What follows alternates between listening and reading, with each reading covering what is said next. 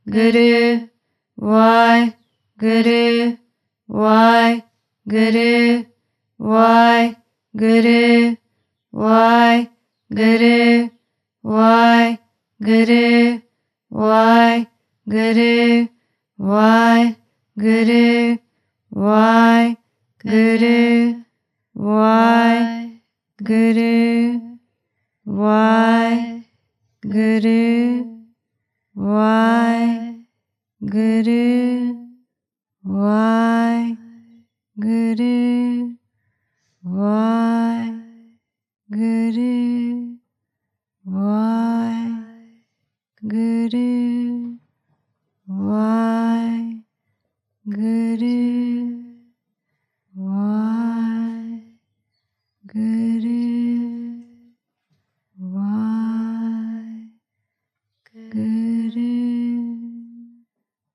Continuing to recite the Guru Mantra in your mind.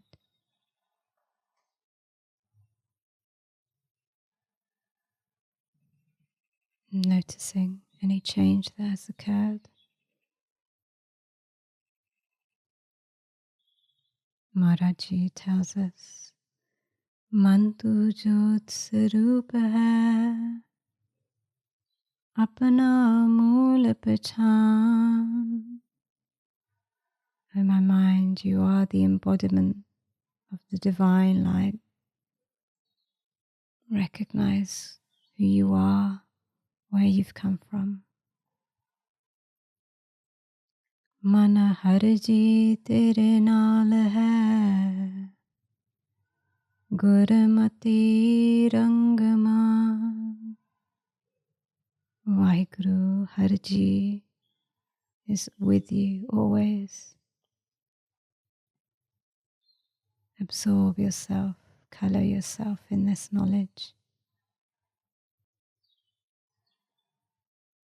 Vaheguru Ji Ka Khalsa, Vaheguru Ji Ki Fateh.